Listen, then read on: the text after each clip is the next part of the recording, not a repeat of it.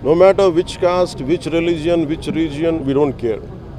If it is an anti-social activity, it is a criminal activity, you will be punished. అలాగే ఆడపిల్లల సంరక్షణ బాధ్యత ముందస్తుగా నేబర్హుడ్ వాచ్ ఉండాలి, కొంత నేబర్హుడ్ పోలీసింగ్ కొంత ఉండాలి. గత ముఖ్యమంత్రి పోలీస్ అధికారులను బెదిరిస్తా ఉన్నారు. చిత్తూరు జిల్లా ఐపీఎస్ అధికారిని సుబ్బారెడ్డి గారిని మీరు ఎక్కడ సప్త సముద్రంలో మీరు వెళ్ళినా కానీ వెతికి పట్టుకుంటాం, డీజీపీ గారిని వదలం రిటైర్మెంట్ అయినా అని చెప్తా ఉన్నారు. మీరు అధికారులకి ఇలాంటి థ్రెట్స్ ఇచ్చి వాళ్ళ మీద చిన్న ఈగ వాలిన, వాళ్ళ మీద ఘాటు పడ్డా, చిన్న గీటు పడ్డా కూడా మీరే బాధ్యత వహించాల్సి వస్తుంది. దీన్ని సుమోటోగా కింద తీసుకుంటాం.